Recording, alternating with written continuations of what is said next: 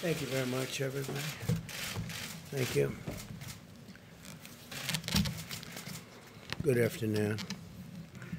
Hurricane Sally made landfall, as you know, in Alabama and Florida last night as a Category 2 hurricane and has caused 35 inches of rainfall in some places. That's a lot.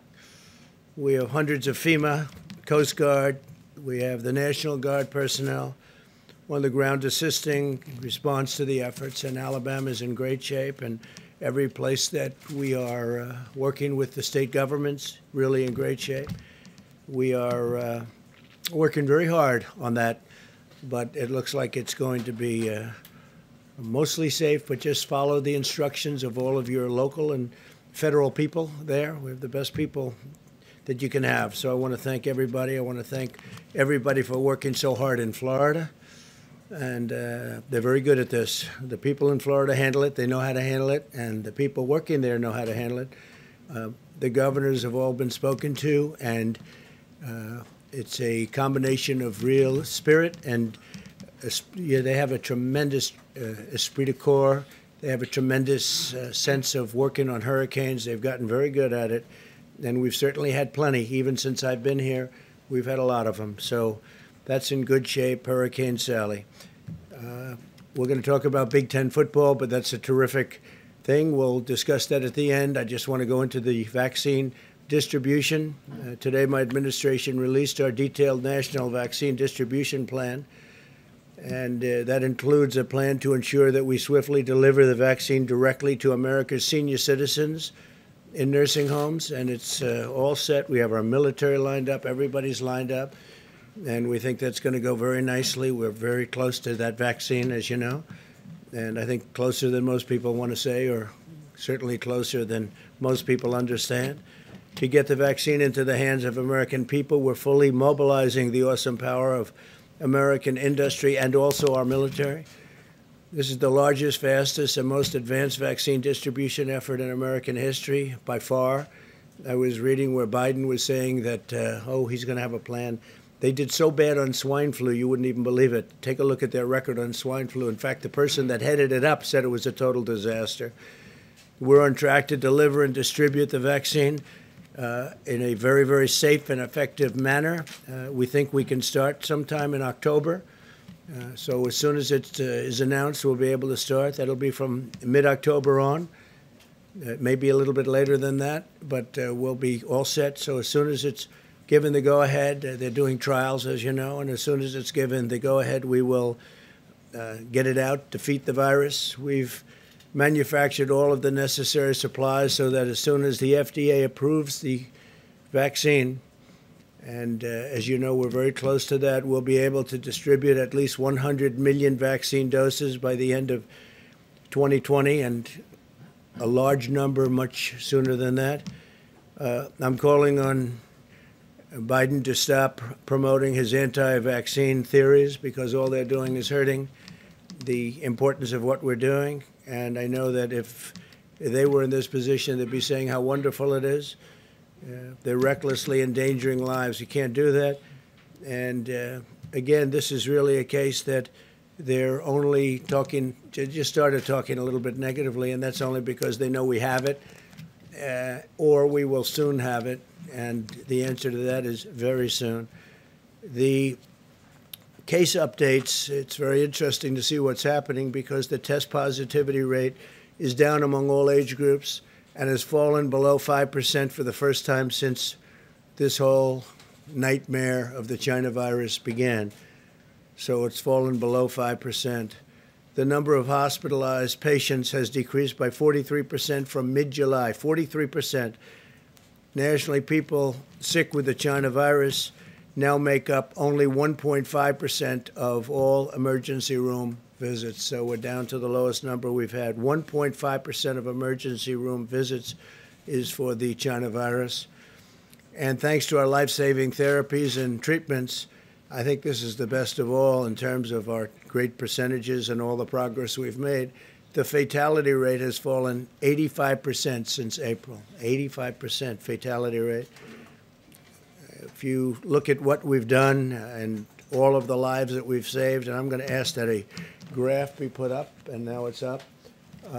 This was right at the beginning. This was our prediction that if we do a really good job, we'll be at about 100,000 to 240,000 deaths, and we're below that substantially, and we'll see where it comes out. But that would be if we did the good job. If the not-so-good job was done, you'd be between 1.5 million. I remember these numbers so well, and 2.2 million. That's quite a difference. So we're down in this territory. And that's despite the fact that the blue states had tremendous death rates. If you take the blue states out, we're at a level that I don't think anybody in the world would be at. We're really at a very low level. But some of the states, they were blue states and blue state managed. And by the way, we would recommend they open up their states. I think it's very important that they open up their states, because if you look at certain of them, North Carolina, Pennsylvania, Michigan, and a couple of others, we have to get those states open. It's hurting people. It's hurting people far more than the disease itself. So we would recommend that you open them, let your people have freedom. And it's unfair to your people to keep them closed at this stage. We know the vaccine. We know the vaccines are coming, but we know the problem. We understand who the vulnerable are, which is primarily people with medical problems, but in particular, people with medical problems that are older. So open up your states.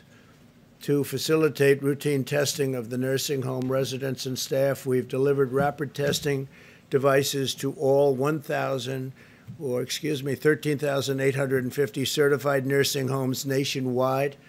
So you have 13,850 certified nursing homes nationwide, and they are being facilitated in terms of testing and testing apparatus. Everything is there. We also have new tests coming, and we have one in particular that I think I showed last night, which is literally 2 pieces of very fine cardboard. It's actually a lot of delicate things going on inside that cardboard, but it's an incredible test. It's very quick. It's very accurate, and moves along rapidly. We've bought millions of those tests, and they're going to be distributed rapidly. So the testing process, where there's nobody in the world that has a testing process like ours, in addition to being number one, number two, which is India, is close to 50 million tests behind us, I believe, Scott. 50 million. They have 1.5 billion people. Tomorrow, Vice President Pence will be announcing the findings of the Nursing Home Commission to continue protecting our most vulnerable, which is our senior citizens, and we're going to take good care of them. I want to congratulate Big Ten football. It's back. And I want to, in particular, I've been dealing with him, thank Commissioner Kevin Warren for the great job he did. We've been working with him for a while. There was a rumor being spread that I didn't want football back, and it was just the opposite. That was another disinformation rumor put out by the Biden campaign, and it was just the opposite. But it really spurred me into action.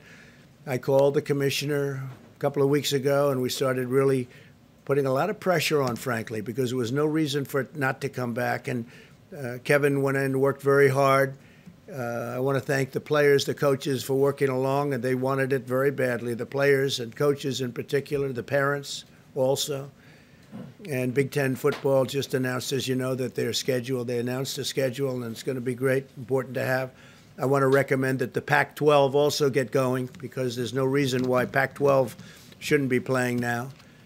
And perhaps they'll start with, at least partially, I had recommended today to Kevin and others that maybe you want to start off with 25% of the stadium, or maybe you want to start off with empty. I don't know. I think they could have fans go, frankly, but they want to be careful. They want to be safe, and they will be safe. They've got a very good testing process for the players, coaches, families, etc. And so I just want to congratulate Big Ten. It's going to be great. We're going to love watching that. And again, I want to recommend Pac-12. You're the only one now. Open up. Open up, Pac-12. Get going. Said the same thing to Big Ten, and they did. And now I'm saying it to Pac-12. You have time. You really have time right now. Get going. I want to thank all of those wonderful coaches, some of whom I spoke with, And we went through a process over the last couple of weeks, and I want to thank Congressman Anthony Gonzalez of Ohio, who, as you know, was a great football player. Some people know that. I know that. But Anthony was a great player, great receiver, went to the NFL. Also, I want to thank Tim Pataki of my staff. He worked very hard on this, and he was up day and night working with Kevin and everybody else. So I want to thank Tim Pataki. Great job. So Big Ten is back, and it's going to have hopefully a great season. The census recently found that in the second quarter of 2020, Hispanic Americans' home ownership reached a record all-time high. That's all-time in the history of our country. Yesterday, the census reported that median income for Americans increased by an unprecedented $4,400 last year to a record of $68,700. In 2019, income inequality fell for the second straight year. The income gap widened under the Obama-Biden administration, and it widened fairly substantially, and it narrowed under the Trump administration. So there's a little fact that you didn't know. So it narrowed under us, and it widened under Obama. Income grew more last year alone than over the entire 8 years of Obama-Biden, and that's a big statement, but that's the way it is. In 2019, 4.2 million Americans were lifted out of poverty. That's the largest poverty reduction under any president in history. 4.2 million Americans were lifted out of poverty. The Hispanic American poverty rate reached the lowest level ever, history of our country. Hispanic American poverty rate, lowest level ever. I created the greatest and fairest economy in history. The biggest gains went to lower-income Americans. As they measure that kind of thing, we will be back to full strength very soon. We're going to have a fantastic year next year. It's looking like that. I think you're going to have an incredible third quarter. The numbers are looking very, very strong for the third quarter. We have numbers that we're going to put out tomorrow, some of the individual things. Car production, housing ownership. So many different things are just at levels that nobody thought possible as we round the turn on the pandemic. The anti-police crusade from the Democrats and the radical left, and radical left Democrats also, has to stop. The left-wing war on cops puts our officers in danger and our communities at very grave risk. Can't do this. Biden described the police as the enemy. They're not the enemy. They're the friend. They're our friend. They're helping us. And if you go to, I just saw a poll just came out or recently came out where African Americans by 84% wanted more police. They wanted safe neighborhoods. In Phoenix last night, a federal officer was gunned down in a drive-by shooting. In L.A. this weekend, everybody saw that. This horrible human being, or whatever you might want to call him, I think him. They're looking all over. They're trying to find him. We're going to find out. We're going to get him. But in L.A. this weekend, 2 sheriff's deputies were ambushed and viciously shot, and they can never be the same. They're getting better, but they can never be the same. I'll always stand by our heroes of law enforcement, and we want to stop this horrible rhetoric and stop it fast. I want to ask Scott Atlas to say a couple of words because I heard Biden talking today about he wants to come up with a distribution plan, a distribution for the vaccine that we came up with. A couple of things. We came up with that vaccine. It'll be announced fairly soon, but regardless, this month, next month, in a level of time that nobody thought was possible because of what we did with our FDA in terms of streamlining it. I want to thank Dr. Hahn, but what we've done with the streamlining has been incredible and very safely. Number one is safety, number two is speed, but you can have perfect safety and have much more speed, and that's what we did. We did this for more than the vaccine having to do with the China virus. This was also for other things. So many other great drugs are out there that would take 10, 12 years to get them approved, and we've moved those schedules up a lot. But if this were Obama, Biden, this would have taken 2, 3 years before you were at a stage where we are now at. So we're going to be very soon, and it's sort of funny to watch Joe Biden getting up and reading a teleprompter and saying how he would have done this. They had H1N1. He calls it the N1H1. It's H1N1. It's called the swine flu, and it was a disaster. And as I said, the person that ran it for him said the worst things about it. I mean, just they didn't know what they were doing. They quit. They had no clue, and that was easy by comparison to this. There's the most contagious flu or virus that anybody's seen. This is unbelievable how contagious it is. You found that out. But I watched Biden quickly as he discussed without knowing a thing about a distribution plan. And he said that we don't have a distribution plan, but we do indeed. Our military, we have everybody involved. It's a great plan, and it's a plan like no other. And we can start doing it, I believe, the day that we come up with the vaccine, when it's done. We'll start that same day or the day after.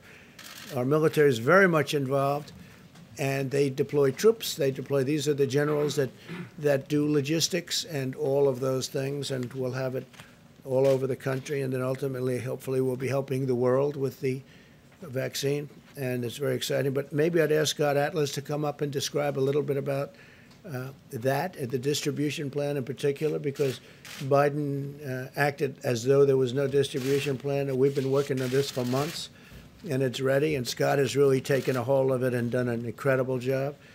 And please, Scott, thank you. Okay, thank you. Thank you, Mr. President. Thank you. And I didn't develop the plan. I'm just relaying information here. But this is a plan that's a 57-page document that was sent to every state today. And there's a different part of this that was given to Congress today. It was released by HHS. It's on the website. And in fact, I thought it was covered actually by the media, so I don't think it's a surprise. But it's a comprehensive plan. It's a public-private partnership to get everything done in terms of logistics. The IT that's necessary to trace the first dose, because some of these vaccines are anticipated to be 2 doses.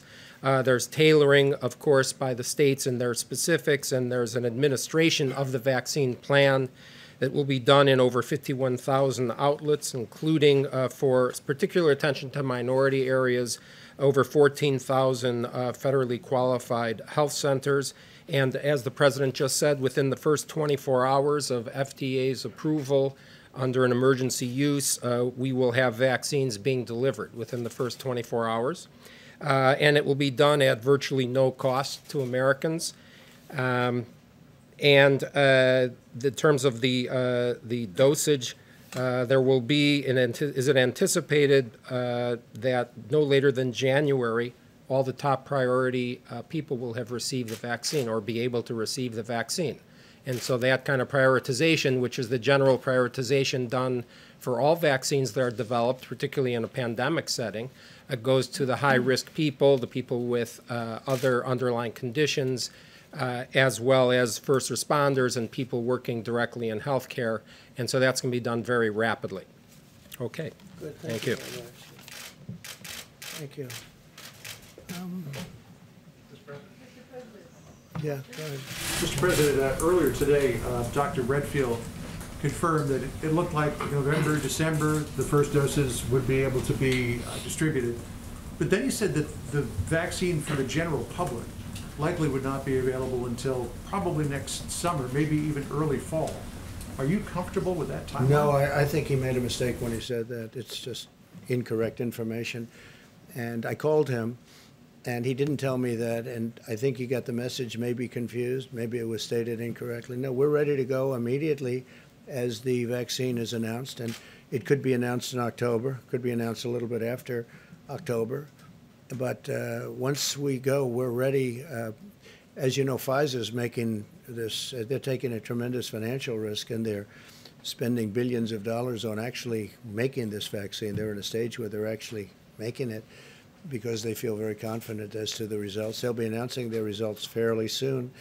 And no, that's incorrect information. He was pretty clear in the way he said it. Yeah, well, I think so, but I don't think he means that. I don't think when he said it, I believe he was confused. I'm just telling you, we're ready to go as soon as the vaccine happens. So when do you want to see it available? What would be a timeline? I that would you say be that, happy with? we will start distributing it immediately But to the general public, not to just the the general voters. public very shortly.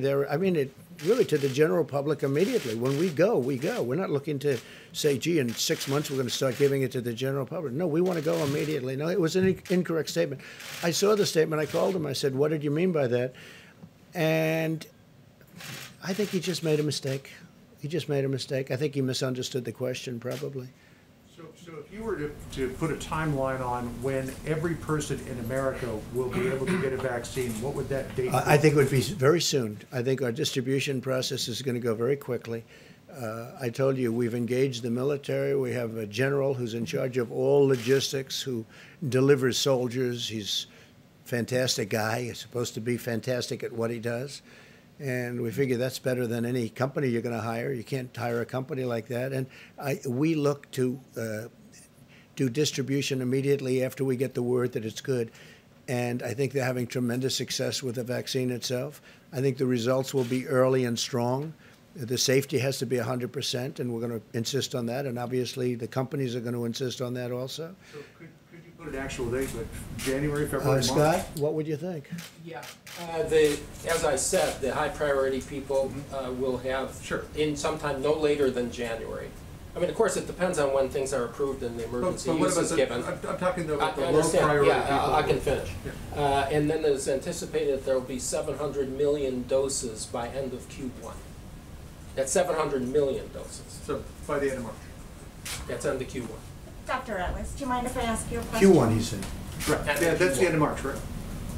It's one thing to have the doses, but we've talked to a lot of public health experts who say if this is happening in the winter and you have to socially distance, you can't have the packed lines that we saw during H1N1. You can't have packed auditoriums. You have to space it out. So that's one thing. Another thing they're worried about is storing these vaccines. And since we don't know which one is the winner, doctors' offices may not have dry ice to handle negative 80 degrees. So these are challenges. Are you prepared to say that you can overcome all those in 3 months? Yes, because at least I've been briefed on the vaccine, okay? And so all the refrigerators that are necessary, everything is going to be in place for this. There's a very detailed logistical plan that was started months ago. And you're welcome to read it on the web, but basically, yeah, all those things are not a problem really. I mean, if people know how to shop for groceries or go into a store or sit in the restaurants that are open and use social distancing, I think they can do it for vaccines too. And you also have more than one company. You have Johnson & Johnson, you have Pfizer, you have Moderna, you have others. So we could conceivably have vaccines being given out by numerous companies, and they're all world-class companies. They're fantastic companies. That could happen also. Okay? Yeah, please go ahead. Thank you, Mr. President. Are you prepared to sign off on the Oracle and TikTok deal even though the Treasury isn't getting paid? And also, does the deal meet your requirements in terms of national security concerns? Okay, they're giving me studies on the deal. Has to be 100% as far as national security is concerned. And no, I'm not prepared to sign off on anything. I have to see the deal. We need security, especially after what we've seen with respect to China and what's going on. We want security. So I'll let you know. They're going to be reporting to me tomorrow morning, and I will let you know. What about the payment? What about the payment to the Treasury? Well, we're going to see about that. Amazingly, I find that you're not allowed to do that. You're not allowed to accept money. I say, what kind of a thing is this? If they're willing to make big payments to the government, they're not allowed because there's no way of doing that from there's no legal path to doing that. And I'm saying, wait a minute, they're willing to make a big payment to the government and we're not allowed to take the money? When does this happen? How foolish can we be? So we're looking into that right now. You understand that? In other words, I said, no, I want a big chunk of that money to go to the United States government because we made it possible. And the lawyers come back to me and they say, well, there's no way of doing that. You know why? Because nobody's ever heard of that before. Nobody's ever said that before. Nobody's ever said, well, we'll approve the deal, but we want a lot of money to go to the government because by approving the deal, we're making the deal valuable. They've never heard of that before. Okay? Can you believe that, right? Hard to believe. Yeah, please go ahead. Yeah, quick follow-up on TikTok. You had said earlier that it was really important to you that a U.S. company buy TikTok, and according to the proposal submitted by ByteDance, ByteDance would keep a majority stake and Oracle would have a minority Well, stake. we're going to find out about that. We're looking into that from the standpoint of ByteDance. We don't like that. I mean, just conceptually, I can tell you I don't like that. That has not been told to me yet. That has been reported, but it hasn't been told to me. It could be very accurate reporting for a change. So if that's the case, I'm not going to be happy with that. Assuming that ByteDance is China, which I think it probably is, yeah? Yeah, in the back, please. Go ahead. Thanks, Mr. President. Bill Barr told prosecutors that he wants to charge violent demonstrators with sedition. And you told Judge Janine that if there's violent demonstrations on election night, we'll put them down very quickly if they do that. Look, it's called an insurrection. So I'm wondering why you want to use that kind of rhetoric when there's such a Well, the volatile question was situation. asked to me about if you have violent demonstrations. Yes, we will put it down very, very quickly if there is. Absolutely. Are you making And I public- think the American public wants to see that. Yeah, OAN, please. Violence on OAN, election yeah, night. please. Thank Go you, ahead. Mr. President. With No, just to regards, finish, look, if there's any kind of demonstration or violence, there will be nothing that interferes with this product, this vote. There's going to be nothing. The biggest problem we have right now are the ballots. Millions of ballots going out. That's the biggest problem. When you talk about other countries, whether it's China, Russia, or many others that get mentioned, they're in a much better position with these paper ballots to do something than they would ever be under the old system. And that's our biggest problem. Our biggest threat to this election is governors from opposing parties controlling ballots, millions of ballots. To me, that's a much bigger threat than foreign countries, because much of the stuff coming out about foreign countries turned out to be untrue. What is true is that many elections have taken place over the last year and a half using this ballot system. They've been off by 5%, 10%, 15%. I think I read one at 40%, 40%. And these are small, easy to control elections. This whole ballot system where you can send it in and it's not even requested. We're not talking about it solicited. They're unsolicited ballots and they're sent in is very dangerous for our country. And you know who knows that better than anybody? The Democrats. Look at what happened in Manhattan where they had this kind of an election. And it was so fraudulent that it should never have been allowed to be called. We could have 5, 10, 15, 20% off. We could have more than that. The ballots will be stolen. Who knows where they're going? Who knows where they're coming from? Do you see a federal It's not just the counting of the ballots, which, by the way, which will take forever. It'll take forever. You think November 3rd? You might not have, I guess at a certain point it goes to Congress. You know, at a certain point it goes to Congress. You know that. This is a disgrace. This is being done on purpose. They know it's no good. They know it's going to be fraudulent. It's going to be fraud all over the place. Who's getting the ballots? Who's sending the ballots? They have people saying you don't need a verified signature. This is a serious threat to our democracy. And the Democrats know that.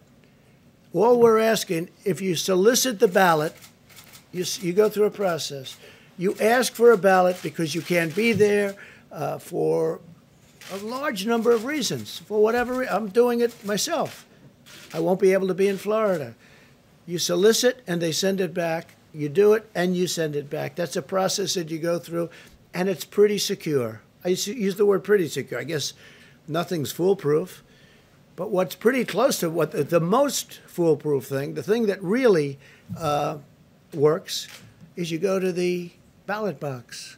It's going to be very safe. I think by that time, COVID will be even lower. It's going to be very low. It's going to be a very safe process. We did it during World War I. We did it during World War II. The biggest threat to this election is these unsolicited ballots sent out by the millions, controlled by governors like in Nevada, who is a political person, very political, but far beyond being governor, where they tried to stop you from making a speech unsuccessfully, but we had to move around a lot, had to move quickly. So this same guy that tried to stop you from making free speech outside, not inside, outside. They forced us inside because of what they did, but outside. This is the guy that's controlling ballots. Then you look at Pennsylvania, you look at other places, it is a big threat. And as far as China is concerned, and Russia, and they say North Korea, they say Iran, they say places, who knows? Who knows? But they say all these different places. They can make forgeries of these ballots. They can do things that will blow your mind. And the Democrats know it's wrong. They know it's going to end up being a disaster. Just take a look at what's happened. Take a look at what's happened over the last year with this same kind of thing, except in a very small setting with very few ballots going out. So that's much easier. Not 53 to 80 million going out. A very small number. And you know what's happened? Fraud like you've never seen, missing ballots, ballots that never showed up, ballots with bad signatures, ballots with no signatures. And in the case of Nevada, they don't even want verification of the signature.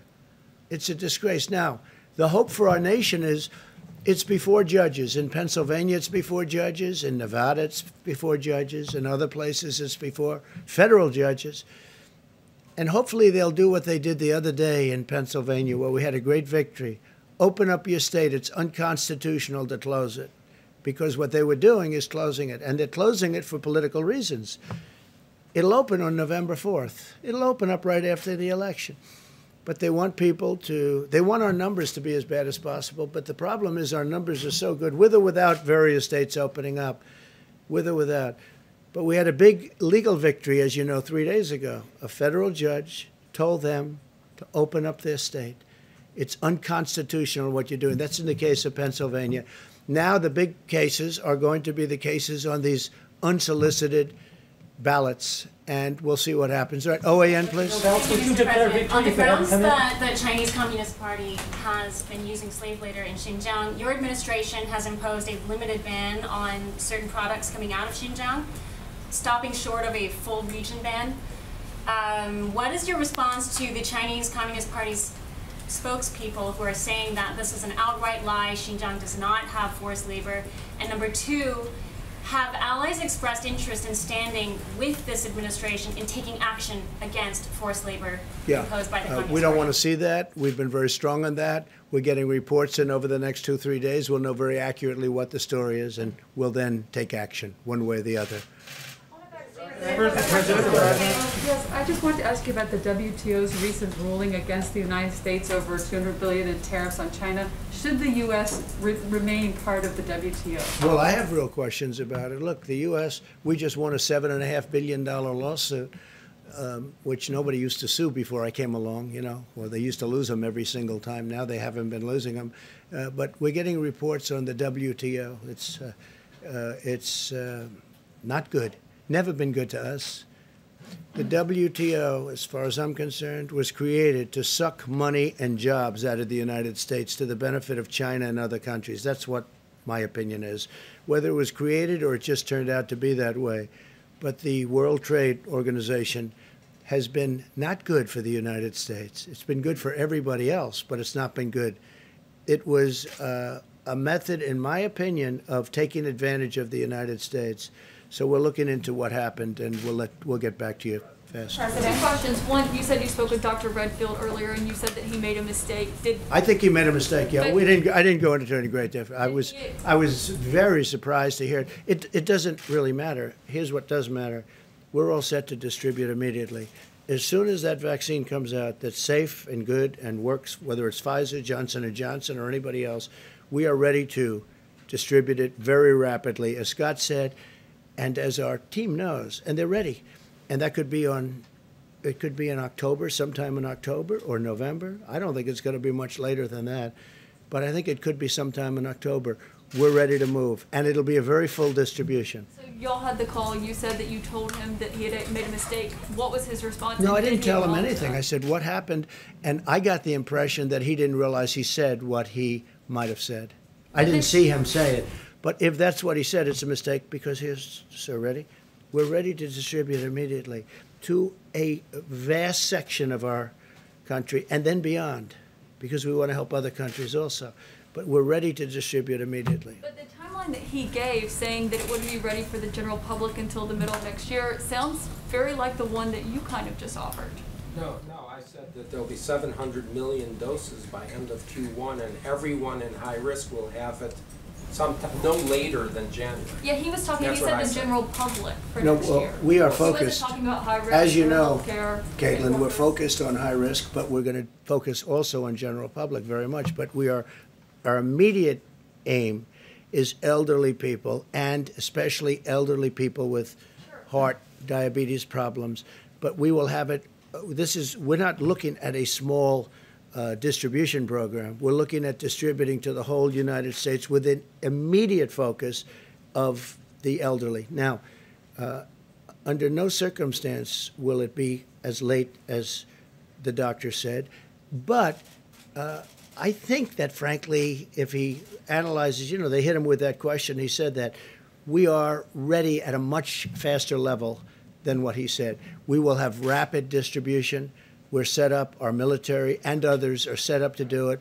And we think it could even start taking place in October, but certainly during November, December would be the latest, because based on what we're hearing, results are, based on what I'm hearing, results are very good. So Okay, we'll see my what last happens. question is, you told Bob Woodward, the problem with a vaccine is a vaccine will take 13 to 14 months once you have it because you have to test a vaccine. So do you want to clarify? Well, what I was saying to him, no, that was a long time ago when I said that. We weren't set up at that time. Well, how many months ago? When was the statement made? He doesn't say in the His when book it is was sort of made. obsolete But because you the book only comes said out. it By the way, I read the book last night very rapidly because it was very boring. I read it, and if you see what I said a lot of really good things. I mean, for the most part, people like to turn it around, but I said really good things in that book. And as an example, he doesn't cover, I told him what we're doing in the Middle East, and we're doing it in an entirely different way, and that's not covered in his book. The whole thing isn't covered in his book. And one thing I will say, and I respect the press for this one, which was interesting, almost universally we've been praised for the deal that we made yesterday with Israel and with, two very important countries in the Middle East, and UAE in particular, where it's a very powerful group. It's a warrior country. It's led by a great warrior and a man who's highly respected. And if you take a look at that and Bahrain and Israel making a deal, and I will tell you, we have at least 4 or 5 others that want to come in. They would have come in yesterday. I talked to 2 of them yesterday, and they're ready to trot. And I think you're going to have a whole level of peace without blood all over the sand. Nobody was shot. Nobody was killed. We killed hundreds of thousands of people in the Middle East. It's been I always say it's the bloodiest sand anywhere in the world. And it didn't have to be that way. The single worst decision our country ever made was to go into the Middle East. Not only the millions of people killed, and I include people on both sides. Some people say, oh, you shouldn't say that. I said, I'll say it, on both sides. Such a horrible thing was done. Such a horrible mistake was made. We're doing this a different way. So we have those 2 countries. We have at least 5 that we're negotiating with right now. And, you can only negotiate with so many. I think they're all going to come in. I think ultimately the Palestinians are going to come in. These are all the people that are funding them. I stopped funding the Palestinians fairly early on because they were saying bad things about our country. I said, we're giving them $750 million a year, and they're saying all bad things about our country. So I stopped funding them very early on. But they get funded by other very rich countries. To them, it's like a speck. It's nothing. But they get funded. But I think now that these countries, these very rich countries, are part of the deal, and you'll see over the next fairly short period of time, other countries will come in. I think Saudi Arabia ultimately will come in too. I think getting Saudi Arabia will be great, but I think Saudi Arabia, that's my feeling. It's not based on knowledge other than a couple of conversations I had with the king. But Saudi Arabia, I think, will be coming in too. And you'll end up with peace in the Middle East, and nobody thought it could be done. And nobody thought it could be done this way. I went to some very smart people. I went to some people in the Middle East, and they said, you'll never be able to do it. It's not possible to make peace. Well, now they're saying to me, nobody ever thought of doing this. They all thought you make the deal first with the Palestinians. It had to be that way. And I will say the resistance was some countries didn't want to do it unless the Palestinians were there first. That was just a psychological thing more than anything else, but they were wrong. The people, our great representatives that have been doing this for 35 years that were telling me how to do it, but they all failed. They were in Clinton's administration, they were in Bush, they were in Obama, all these great, brilliant people. They're all telling me how to do it, and I said they're wrong, and I guess I was right. And when you see, let's finish this. When you see the countries that will be coming, a very short period of time, not talking in a long period of time, all of the countries that will be coming in, just like you saw Bahrain yesterday, and UAE, and I can think of, at least 5 that are going to be quick and easy. Others will be quick and easy also once the 5 come in. So you're going to have something, you're going to have peace in the Middle East. And we want to get out, our soldiers are largely coming home. I said the endless wars, the ridiculous endless wars. And I will say this, if I didn't withdraw our country from that horrible Iran nuclear deal, that horrible, stupid deal where President Obama paid $150 billion for nothing and gave $1.8 billion in cash. $1.8 billion. You know what that is? $1.8 billion in cash. That's more impressive than the $150 billion paid normally. But he gave all this money, all of these chips that we had. We had these chips, and he gave them all away, and we got nothing. And it was a short-term deal. It would be practically expiring now.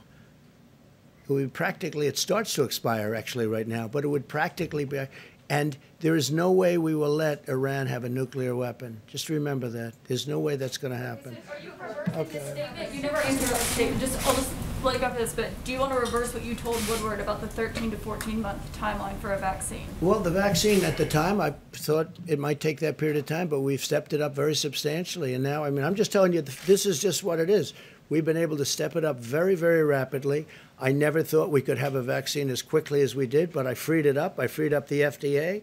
Dr. Hahn's done a great job, and they're ready to approve something when they come in. The other thing that's happening that's very different is you look at a company like Pfizer, a great company, really one of the great companies of the world, Johnson & Johnson, they're all great companies. They're doing a lot of testing at a very rapid rate that nobody's ever seen anything like it. They're out in they're in the 3rd level of trial. And I think that you're going to see things that are amazing. When I made statements like that, that's an old statement. When I made statements like that, I had no idea that we could produce as well as we're producing, but only because of what I've done with the FDA and other things can we come up with numbers like that. We're lucky that we don't have to, because that was considered fast. If this were an administration from the past, and I think I can say far beyond Obama, if it was other administrations also, you wouldn't have a vaccine for 2.5, 3 years.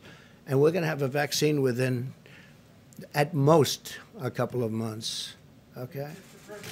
Mr. President, if I could ask you about coronavirus relief, do you support the Problem Solvers Caucus proposal that was put forward? Are you comfortable with the $500 billion for the states? Something like that, yeah. I like the larger amount. I've said that. Some of the Republicans disagree, but I think I can convince them to go along with that because I like the larger number.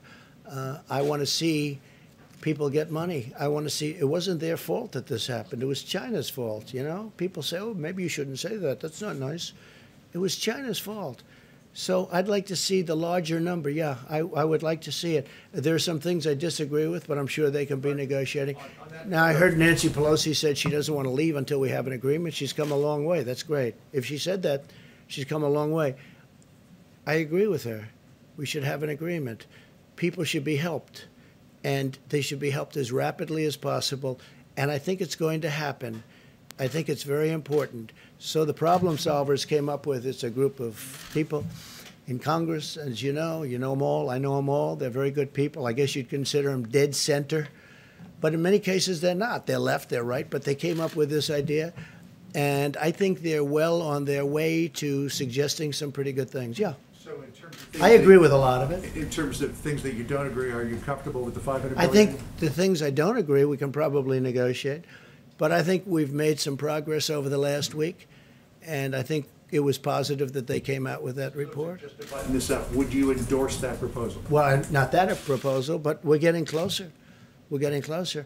I do like a lot of money getting sent to people that really were hurt unnecessarily by China because they could have stopped it. They stopped it from going into their country. They could have stopped it from coming to our country and from going to Europe and from going to the rest of the world. 188 different countries from all over the world, please. President, the director of the CDC also testified today that a mask, in his estimation, is guaranteed to protect the American public more from the coronavirus than a vaccine. You have, as detailed, poured a lot of resources into a vaccine development.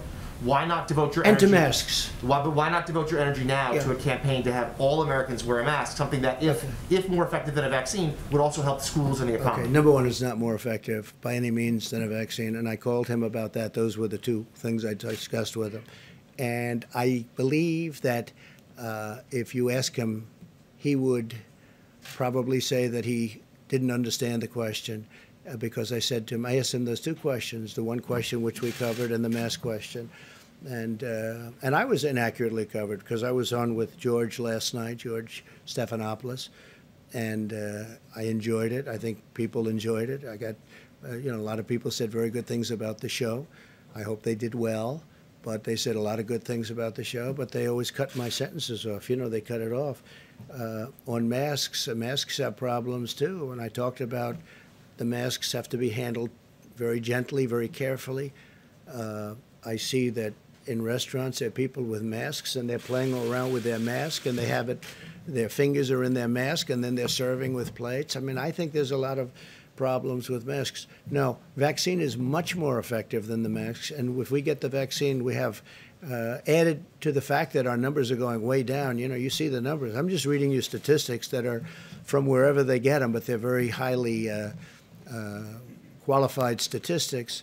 But no, the mask is not as important as the vaccine. The mask perhaps helps. Don't forget, a lot of people didn't like the concept of masks initially. Dr. Fauci didn't like them, and a lot of people didn't. And I'm not knocking anybody because I understand both sides of the argument. But when I called up Robert today, I said to him, what's with the mask? He said, I think I answered that question incorrectly. I think maybe he misunderstood it. I mean, you have two questions. Maybe he misunderstood both of them. But the answer to the one is it's going to be a much faster distribution than he said. Maybe he's not aware of the distribution process. It's not really his thing as much as it would be, let's say, mine. But the distribution is going to be much faster. As far as the mask is concerned, I hope that the vaccine is going to be a lot more beneficial than the masks because people have used the masks. But when I looked at that chart that we put up, if you look, we're right. If you do the good job, they had, I guess, 240,000. But if you do the good, if it worked out well. Now, look, one death is too much. One death is too much. Should have never happened. But the lower level was at that 240,000, between 100 and something and 240,000. As far as the mask is concerned, he made a mistake. But on the masks, I mean, perhaps they are part of the role for the decrease in cases because they are effective, as you just said. So I know you've wanted. No, they may be effective, yeah, sure. And I wear them when I'm in a hospital or when I'm in a setting with a lot. My question is, why not wear it more often, or have the White House staff wear it more often to set an example for the country? Well, I'm tested, and I'm sometimes surprised when I see somebody sitting and. Like with Joe, Joe feels very safe in a mask. I don't know, maybe he doesn't want to expose his face. I don't know what's going on. He'll be way away from people, nowhere near people. There'll be nobody with him. He doesn't draw any crowds, so he'll have circles, these big circles. They'll be way far away. There's no reason for him to have masks on. We get tested. I'm tested. I have people tested. When people come into the Oval Office, it's like a big deal. No matter who they are, the heads of countries, they all get tested. So I'm in sort of a different position. And maybe if I wasn't in that position, I'd be wearing it more. But I've worn masks, and especially I like to wear them when I'm in hospital. Not for me so much as for other people. Okay? Thanks. Mr. President, can I just ask you about... I have two questions, Mr. President. Hang on. One for Dr. Atlas. Dr. Atlas, you mentioned minorities would be the first focus of the distribution. How would that exactly work in practice when it's being distributed specifically to minorities? And then secondly, for you, Well, he didn't say minorities. He says minorities and senior citizens, yeah. Oh, sure. But can you talk us through a bit more on the focus on distributing to minorities and how that would work? And then for you, Mr. President, you mentioned the drop in the poverty rate. Specifically, we noticed at Just the News that the poverty rate for African Americans hit historic lows, that the household wealth increased historically for African Americans.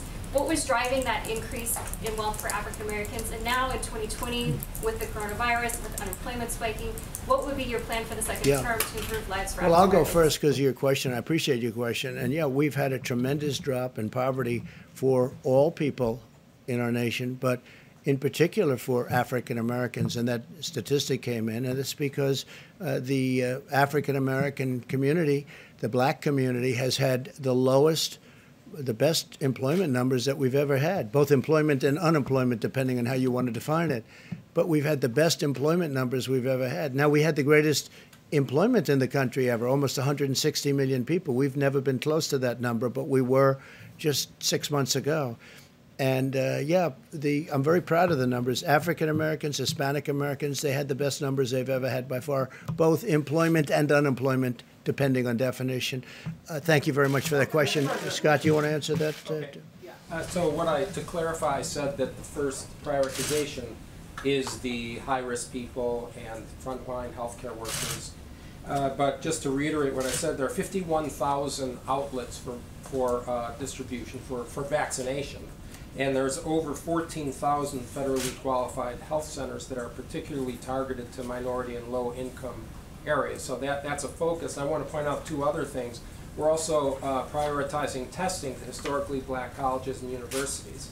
And we're in the process of getting that finalized because we know that there's higher morbidity in certain ethnic groups. And the last thing I would say is it's particularly heinous and egregious abuse of the media to instill fear into people about taking a vaccine, because there is no shortcut here. Everything is safe, everything is effective, and for people who have particularly an influence on minority communities, to instill fear and doubt is a particularly outrageous abuse of public policy and of leadership. These are people that have higher risk.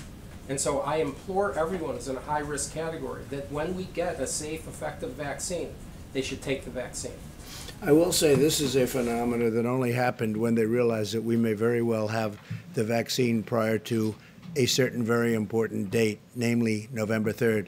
Once they heard that, the Democrats started, just to show you how bad the intention is, they started knocking the vaccine. Had nothing to do with the vaccine. It was totally made up. It's all disinformation, just like they put an ad in about football, just like they put, with respect to me, I'm the one that got football back.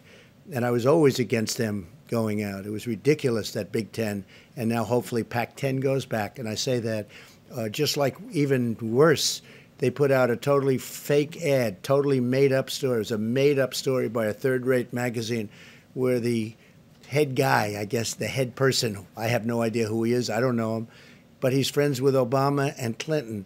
So they made up this horrible story, and then they did ads. Well, they made up this story, too. This story is very simple. They started knocking the vaccine as soon as they heard that this actually may come out prior to election. Now, it may or may not, but it'll be within a matter of weeks. It'll be within a matter of weeks from November. It's ready to go, and it's ready for massive distribution to everybody, with a focus, again, on seniors. And I will say, also, the historically black colleges and universities, we are doing, at my suggestion, because they have had a difficult problem there, we are doing more testing there and finer testing. We have our great apparatus there. But when you look at what we've done on testing in terms of the technology and the amount, it's been really amazing. In fact, I think we're going to crack 100 million tests very soon. In the very near future, we're going to be cracking 100 million tests. Now, what that does do is it shows up more cases. If we didn't test, we wouldn't have cases. You would have no cases. Other countries, they don't test, they don't have cases.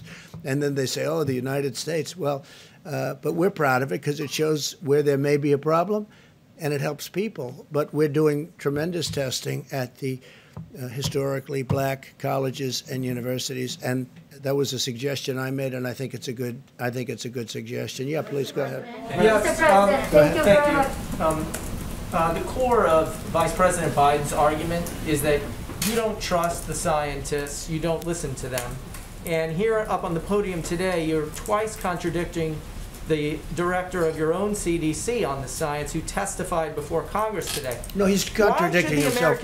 I think he misunderstood the questions. Well, he was testifying. You know what I think? I think he misunderstood. I told you, I don't have to go through this.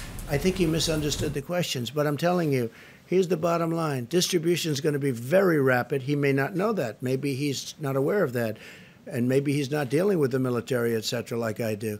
Distribution is going to be very rapid, and the vaccine is going to be very powerful. It's going to solve a tremendous problem. It's going to be very powerful. American people trust you on the pandemic when you're contradicting the head of the CDC and your Because own of the great administration? job we've done, because of the great things we've done in other fields also, because of the fact that we created ventilators, we built ventilators by the thousands, and now we're supplying to the world, because of all of the incredible work we've done for governors who are on every call saying, this is incredible, this is great, this is great. Sometimes they're not quite as friendly at a news conference when you have people covering it. But we have done a phenomenal job on COVID-19, as they like to call it. I call it other things. But we have done a phenomenal job. I get calls from other people in other countries. They can't believe the job we've done. And then they'll say, is there any way that you could get us ventilators? I say, how many do you need? 1,000 ventilators. I said, we'll be able to take care of it. We're making thousands of ventilators, very complex, very expensive, very difficult thing to make. We're making thousands a month. The cupboard was bare when I got here. And I will tell you, our distribution is going to be very rapid and it's going to be all-encompassing. We are going to have a focus on certain groups that have problems, senior citizens, et cetera. But it's a very powerful, it's going to be a very powerful distribution. It's going to cover everybody, and it's going to cover them rapidly. I don't know whether or not the doctor knows that, how much he covers, but I called him because I said, why did you say that long? He wasn't that aware of it, and the other one was the mask. The vaccine is going to have tremendous power. It's going to be extremely strong. It's going to be extremely successful. We're not going to have a problem. And the mask may help, and I hope it helps, and I think it probably does. But again, the mask is a mixed bag. There are some people, professionals, Scott, you would know a lot of them, but there are some people that don't like the mask because of the touchiness and the touching, and then you're touching everything else. They feel that masks have problems. So anyway, go ahead in the back, please. Mr. President, do you have confidence in Dr. Redfield? Yeah, I do. Well, you just said he keeps getting answers wrong. Well, he gave you some answers. Questions. He sort of, I think, maybe misunderstood a question. But we're beyond that now. We're really in final stages of vaccines. We're getting ready to go phase 1 on distribution. And I think it may come out even sooner than you think. I think the vaccine's going to be even better than people thought originally. I think people are going to be really surprised at the success of the vaccine. I think it's going to be a tremendous success. And we're fighting a very powerful party with a poor candidate, in my opinion, but we're fighting a very, very powerful party, and they're partners with the media, and because they're working together very closely. And they only started hitting on the vaccine. When they hit on the vaccine, they only hit on it when they realized that, wow, this is amazing. They may have it even before the election. All of a sudden, they didn't like the vaccine so much. Yeah, in the back, please. Go ahead. Thank you so much, Mr. President. Were you informed about positive coronavirus cases in the White House today? I cannot hear you, I'm sorry. Were you informed about coronavirus cases, positive cases in the White House today? About today? Yes. On your staff. On your staff. Cases today, sir. Yeah. Say it. On your staff. Cases, there are reports of White House staff members testing positive. Oh, I see. About staff? You mean about? Yes. I heard about it this morning at a very small level. Yes, I heard about it this morning. I don't know. We can have a report to you if you feel it's necessary. But it's a small. Last night I heard about it for the first time, and it's a small number of cases. Maybe it's not even cases. Do you have any idea if there's? Yeah. Yes, we're not going to confirm the identities of the individuals. Yeah, that's okay. Yes, but it did not affect the event, and press was not around the individual. And it's not anybody that was near me. From what I heard, a very small number. I think you can probably give the number out later on when you find out what it might be. One person? It was one person. Okay? In Philadelphia? It was one person. So not too much. Not a person that I was associated with. Thank you very much, everybody. Thank you. Thank you very much.